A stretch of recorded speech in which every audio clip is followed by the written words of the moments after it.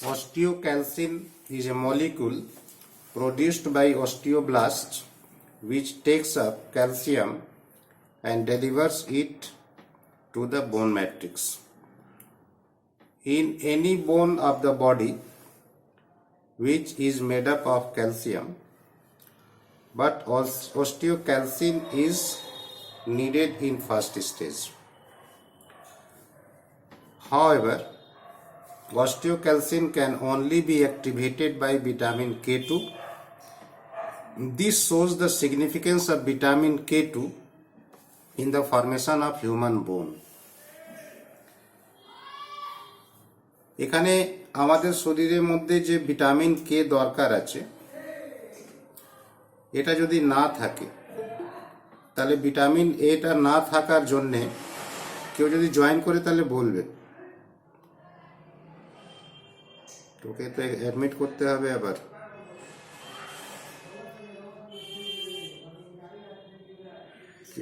কেউ করেছে নাকি? তা আওয়াজ তো পেলাম।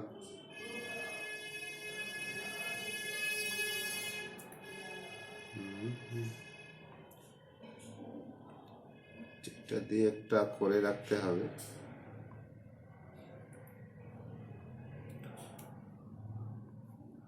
Slide show from beginning.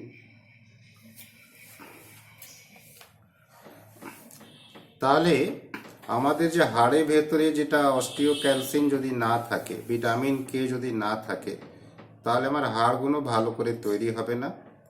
Active অস্টিওক্যালসিন COC binding ক্যালসিয়ামটা যদি না হয় তাহলে হাড়গুলো কিন্তু কন্ট্রোল হয়ে যাবে।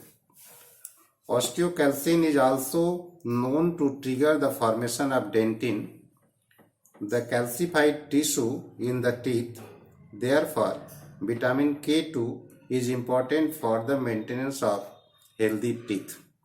আমাদের দাঁতে যদি কারো এনামেল ক্ষয়ে থাকে, যতই যে কেউ মাজন ব্যবহার করুক না কেন, কিন্তু যদি আমি ওকে ভিটামিন K2 না দিতে পারি তাহলে ওর দাঁতটা কিন্তু ভালো হবে না। এবার ভিটামিন K2 কত ইম্পর্টেন্ট আছে সেটা আমরা এখান থেকে শিখলাম। তাহলে K2 is important for the maintenance of the healthy teeth. এই একটা বোন আমরা দেখছি। Additionally, trials have demonstrated that vitamin K2 inhibit bone loss even in bone related disease. ভাবো, K2 যদি আমরা ঠিক করে খাই, ভিটামিন কে যদি আমরা ঠিক করে খাই, K2 বিশেষ করে, তাহলে যে বোন লসগুলো যেটা হয় সেটা আমরা কিন্তু আটকাতে পারবো। এখন যাদের বয়স 30 বছর, 35 বছর, 40 বছর হয়ে গেছে, দেখা যাচ্ছে কি ওদের শরীরের মধ্যে হাড়গুলো কিন্তু আস্তে আস্তে কিন্তু ক্ষয়ে যাচ্ছে। হাড়গুলো ক্ষয়ে যাওয়ার পর তার একটা অস্টিওপোরোসিস কিন্তু ডেভেলপ করছে। এখানে দেখো, অস্টিওপোরোসিসটা দুটো আমরা হাড় দেখতে পাচ্ছি, একটা হেলদি বোন আছে আর একটু অস্টিওপোরোসিস বোন আছে। তো one study tested the level of the vitamin in patients suffering from osteoporosis. দেখতে পাচ্ছ, একটা বোন, হেলদি বোনটা একটু সাদা সাদা আছে,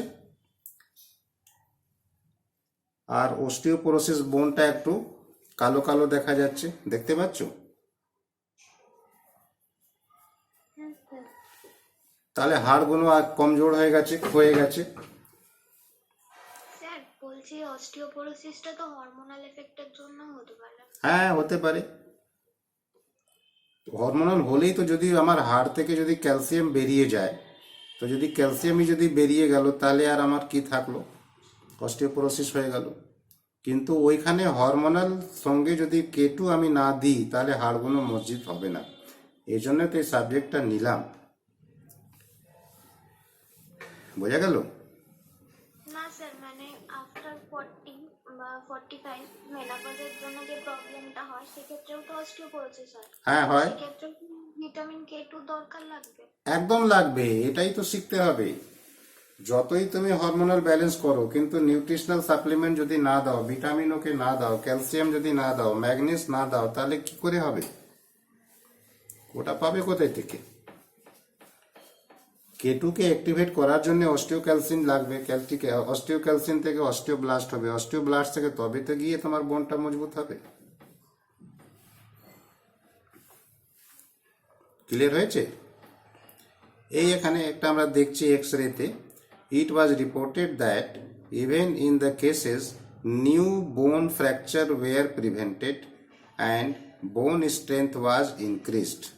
দেখো, যদি ফ্র্যাকচার বোনকে আমরা চাইছি কি বয়সে গিয়ে খুব সহজে পা হড়কে গিয়ে যে পাগুলো ভেঙে যায়, ওটা যদি আমি ওটা কন্ট্রোল করে যদি করতে চাই, তাহলে ভিটামিন K2 সাপ্লিমেন্টটা আমাদেরকে খাওয়াটা দরকার আছে। Although the exact mechanism is not fully understood, it is suggested that the acceleration of gamma glutamate carboxylation play important role. এই একটা মেকানিজম আছে, গ্লুটামিক অ্যাসিড থেকে আমরা গ্লুটামিক অ্যাসিডে যে রেসিডিউ যেটা হচ্ছে সেখানে চলে যাচ্ছে, ভিটামিন কে হাইড্রোকিনোন হচ্ছে ওখান থেকে, সেটা রিপ্লেস হয়ে NADPS তে কনভার্ট হলো, সেটা গিয়ে ডায়েটারি ভিকে হলো, ডায়েটারি ভিকে থেকে ভিটামিন কে এপক্সাইড দিয়ে তৈরি হয়ে আলটিমেট গিয়ে আমাদের ভিটামিন K2 ক্যালসিয়ামটাকে ডিপোজিট করছে। এটা একটা মেকানিজম আছে। এই জন্য আমাদেরকে বলা হচ্ছে কি ওয়েন টেকেন বাই মাউথ, আমরা যখন মুখে দিয়ে যদি কিছু খাবো, the two form of vitamin K, that is vitamin K1 and vitamin K2 are likely safe when taken appropriately. যদি অ্যাপ্রোপ্রিয়েট আমরা ঠিক যদি নিই, তাহলে আমাদের হাড়গুলো কিন্তু মজবুত হবে। এখানে দেখা যাচ্ছে কি ডায়েট থেকে যদি আমরা নিচ্ছি, কি ডায়েট আছে, তো vitamin K1 is most abundant in leafy vegetable. আমরা যদি শাক সবজিটা যদি খাচ্ছি, লিফি ভেজিটেবল খাচ্ছি, সেখানে ভিটামিন K1 কিন্তু আমরা প্রচুর পরিমাণে খাই। MK4 is the form of vitamin K2 most abundant in animal food. এখানে অ্যানিমাল সোর্সের মধ্যে কিন্তু ভিটামিন কে পাওয়া যাচ্ছে। তো vitamin K1 10 milligram daily and vitamin K2 45 milligram daily have been safely used for up to 2 years. যদি আমরা 2 বছর পর্যন্ত ঠিক আমরা দিই, তবে গিয়ে অনেকটা লাভ হবে। এখানে MK7, MK8 and MK9 are form of vitamin K2 most abundant in fermented food. এবার দেখো, ফার্মেন্টেড ফুড যেমন হচ্ছে মানে ওই চাল বা অন্যান্য জিনিস, ওখানেও কিন্তু প্রচুর পরিমাণে পাওয়া যায়। Vitamin K2 is collection of different compounds known as MKS. MK7, MK8, MK9 যেটা আমরা বললাম, এগুলো সব আমাদের ফার্মেন্টেড ফুড থেকে পাওয়া যায়। তাহলে ফার্মেন্টেড ফুডের জন্য আমাদের শরীরে অনেকটা ভালো আছে। It's usually well tolerated, but some people may have an upset stomach or diarrhoea. কারো ভেতরে দেখা যাচ্ছে কি K2 দেওয়ার পর কিন্তু স্টোমাক প্রবলেম অথবা ডায়রিয়া প্রবলেম হতে পারে। এই নানা রকম সোর্স আছে। One recent research reveals that the adequate intake of vitamin K2 can improve your bone and may reduce the healthcare costs linked with osteoporosis.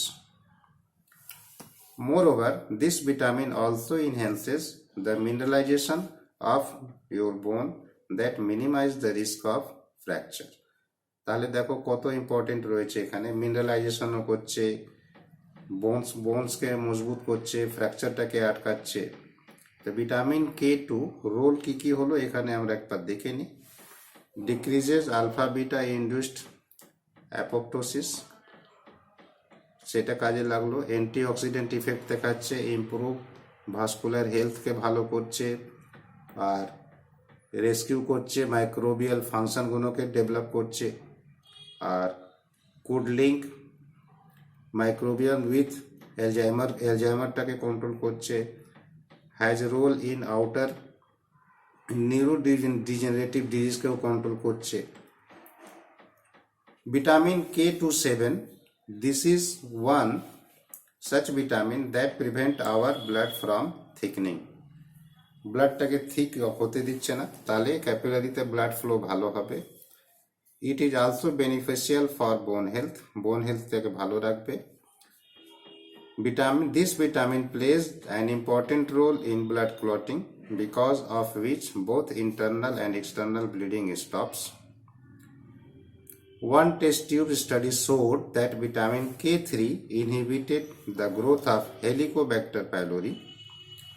Helicobacter pylori is a harmful type of bacteria that grows in the digestive tract in infected human stomach cell by decreasing the bacteria's ability to replicate. Helicobacter pylori একটা খুব কষ্টকর আছে। Vitamin K3 has been shown to have anti-cancer and antibacterial properties in the test tube study.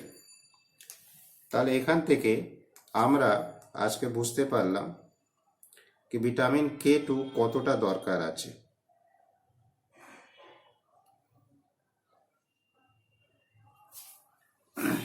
Clear হলো? এবার কারো কোমরে ব্যথা, কারো হাঁটুতে ব্যথা, এই রকম নানা